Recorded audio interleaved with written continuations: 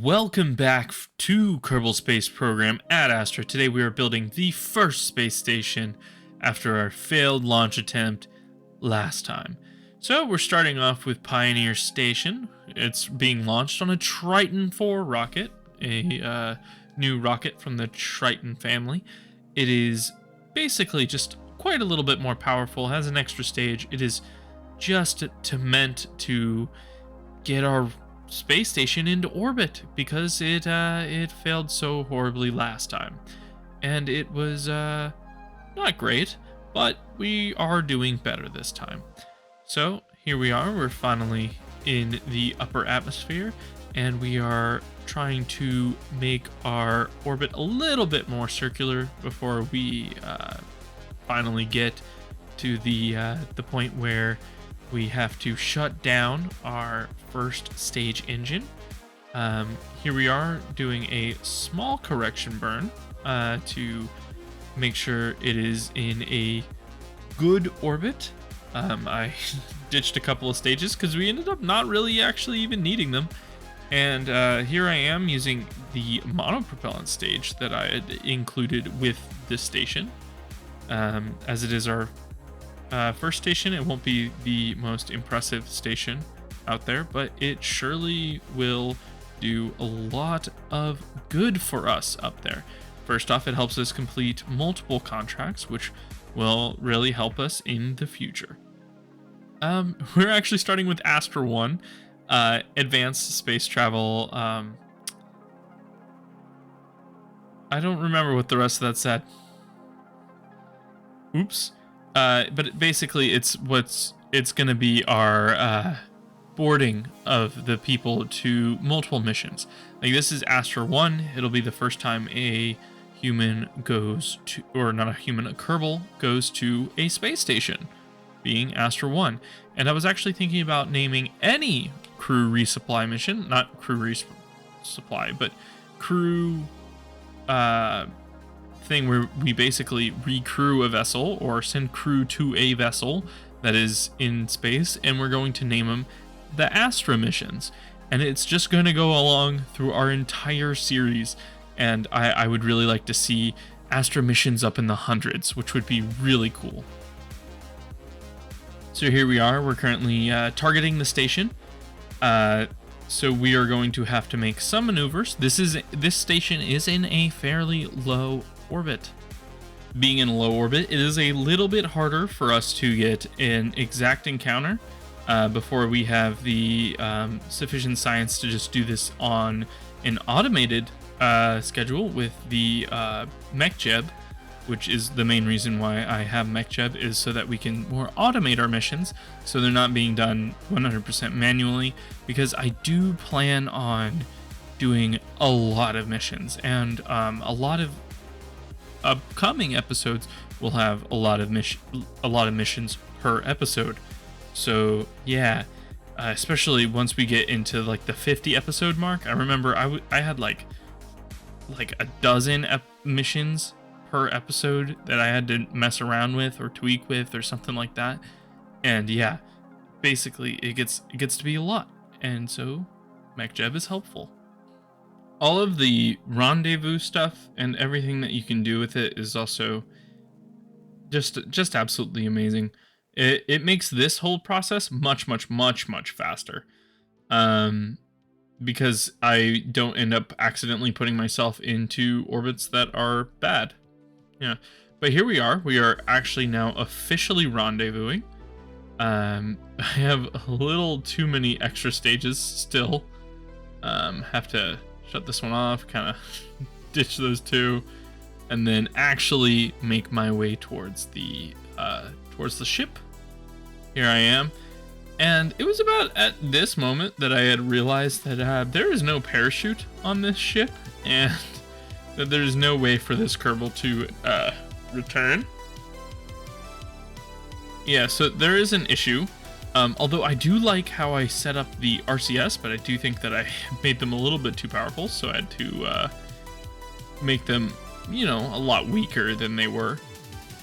But yeah, here we are. We are slowly coming in, and there we go. we hit the bumpers, and now we gotta close the bumpers, and then we will be officially connected. And there we go. And then one of the mods that I have, the Connected Living Spaces mod, isn't allowing me to transfer them over. I think the Connected Living Spaces mod's kind of dumb, because sometimes those are quite literally connected. There is nothing in between those two living spaces, but it's just not allowing me to transfer anything between them. And maybe it's because it's a smaller docking port and it's not like an actual docking port that's doing it, but whatever. This is Astra 2. It actually has a parachute. This one is actually to get this man off the other station and safely return him to the surface. And the bottom stage exploded, which is not good, but also at the same time, we have way more than enough fuel to actually even have any sort of problem with this.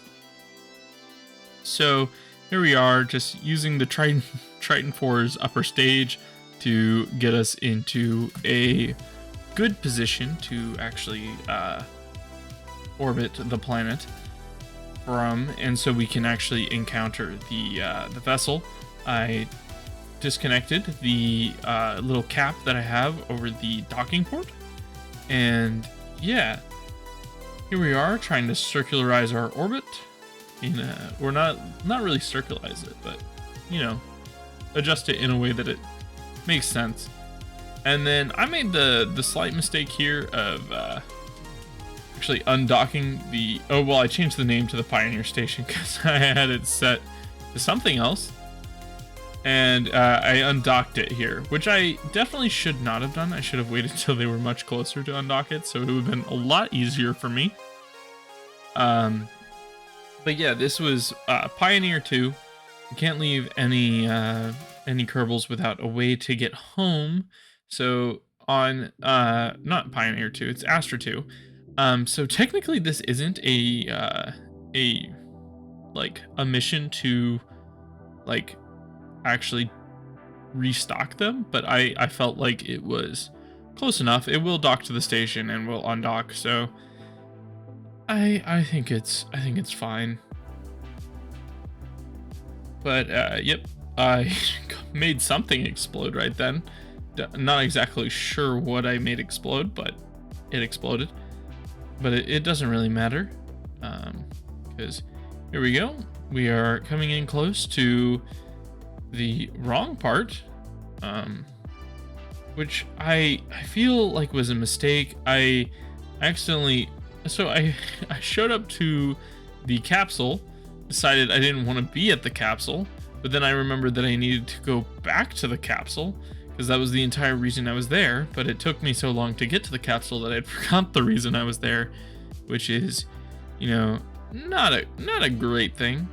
Because I actually ended up pausing this mission about halfway through, and I ended up picking it back up like a day or so later, and then I was like, oh wait, there's a reason why I uncoupled that one, and it is because I accidentally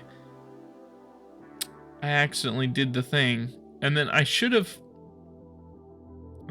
done this one a little bit better, but I also kind of messed up this one a little bit. But it's okay because I ended up docking them, and then, oh yeah, because I undocked the one and the other one is currently uncrewed. That is why I came over here. Now I remember. Okay. Yeah, still can't transfer them in between, but you know, whatever. I got both of them out. I got the pilot to go over to the other, to literally just fly out through space and get to the other one, which was about 1 kilometer away. It's fine. And yeah, here it is, intercepting the other capsule, which the other guy will need to get down in the most risky maneuver in this space program's history. Yep. And yeah, now we're going to dock them together so that they can create a chain so that they can be held together as they plummet through the atmosphere. Now, I don't know how well this would work in real life, but Oh yeah, and I did a camera here so you can see it. That little white dot in the side is the thing that we're going to be docking to. And yeah, here it is. And I actually really like the docking camera mod. It's really cool. All these camera mods for the parts on the thing, I'm really enjoying them because they make me really feel like I'm piloting like an actual spacecraft. It's just the immersion. The immersion's so great. But yeah, here we are. I jettisoned the compartment on the back of that one, and I started targeting just past the Space Center, and then I set it up so that we could parachute as we plummet through the atmosphere in basically the wrong way you should ever plummet the atmosphere, with one capsule upside down as it goes through the atmosphere, basically taking on ridiculous amounts of heat that it doesn't matter because it's Kerbal. I'm also surprised that it didn't overheat considering how red it is, but it ended up not overheating, and I think I'm going to tweak the heating settings because of that. But yeah, here it is, officially getting close to landing. I jettisoned all of the stuff, and I even jettisoned the other pod to keep it from hitting. Now we're starting with Pallas 2. This is back on an old Triton 2 for Celestial Comm, one of the communications things that we're currently running with. It's a fake fictional company that we play like exists, and we're launching for Celestial Comm. And this one, they want a more robust satellite than the ones that I have sent out in the past. My previous satellite was quite literally a strut, or not a strut, but a construction piece, or whatever it's called. Just one of those. Yeah, I think it's a strut. It's like a strut connector or whatever, and it just had like stuff attached to it. And yeah, that's not the best looking satellite to ever have been made, but I did unmake it.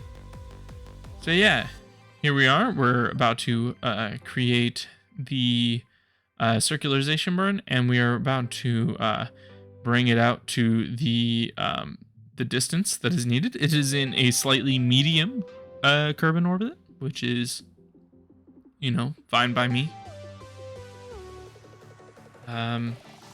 Here it is, executing that first burn to raise its apoaps. Now we're going to raise the periaps in the same fashion that we did the first time.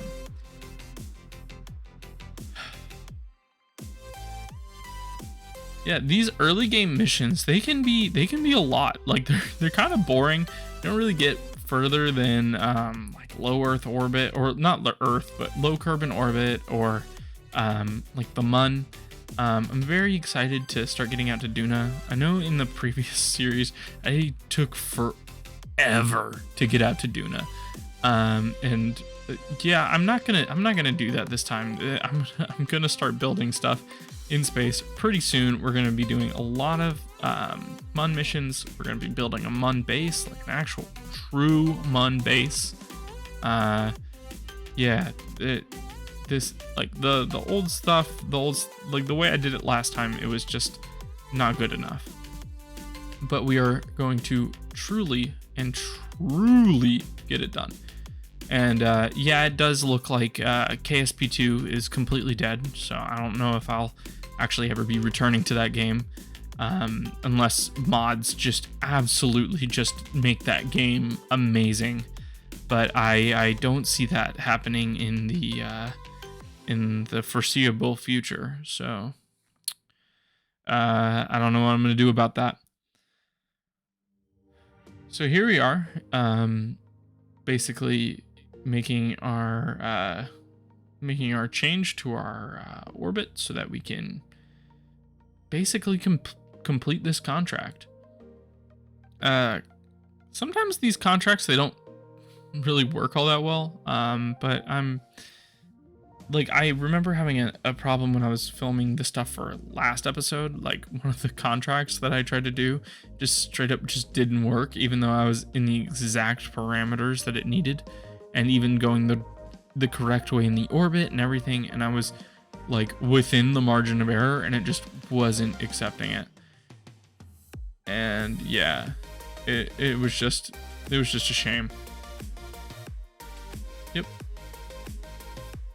So what we're going to do here is yeah, I basically put this thing in the correct orbit, or slightly off of the correct orbit. I don't have it in the correct orbit, and I think this is one of those cases where it's not reading the correct distance for the antennas. It should have been. I'm currently hovering over it, and I was trying to look up and see if there was a correct antenna to use or anything like that.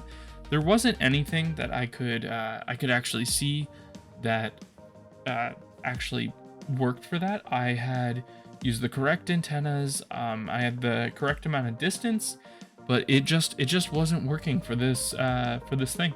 So I'm gonna claim the contract, but I'm kind of annoyed that this is the second time that this has happened with this particular contract.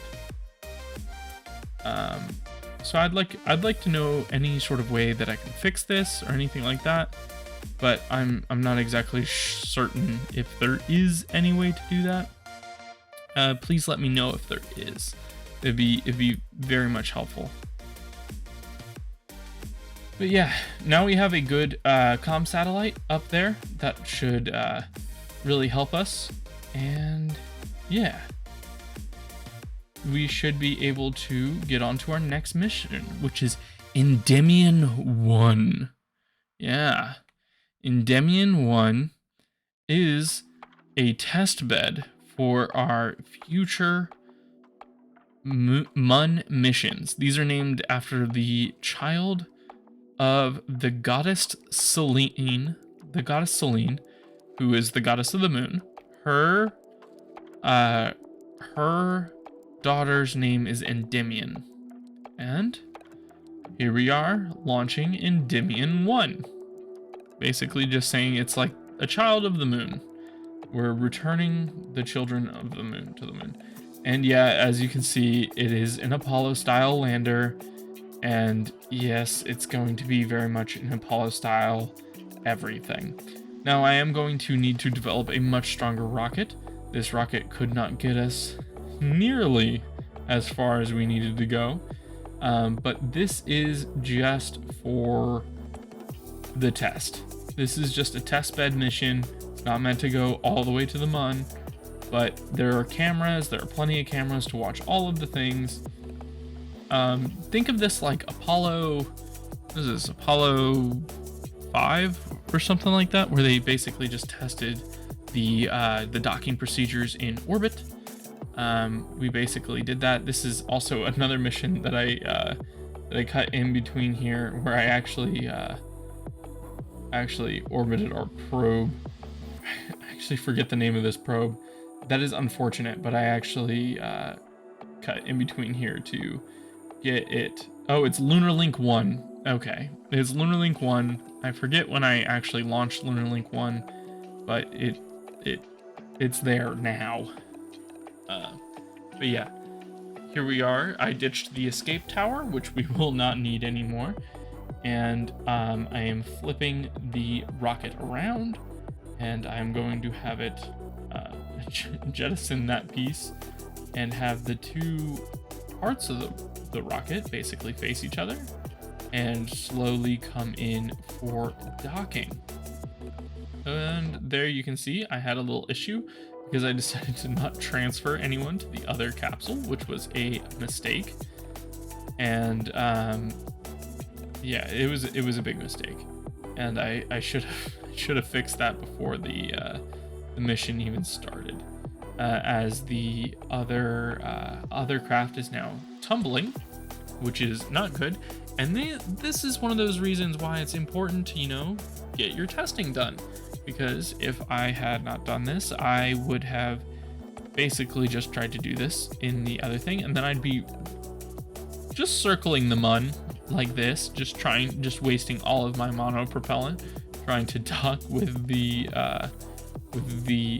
lander, which would have been very, very unfortunate.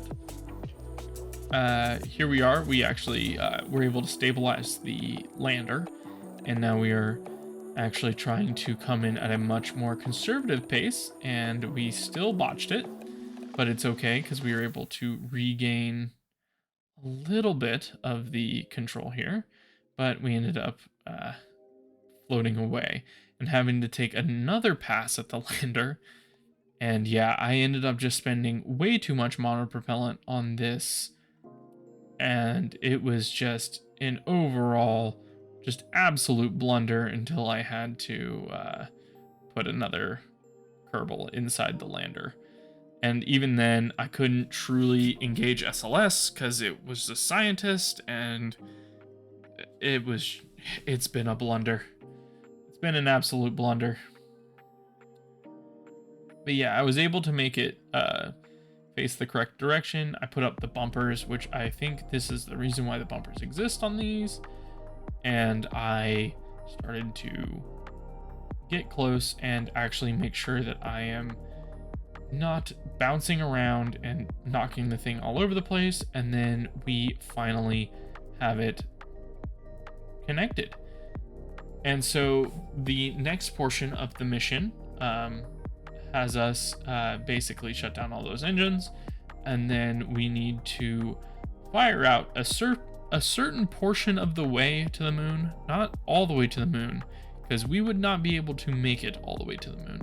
We are going to go a certain portion of the way out.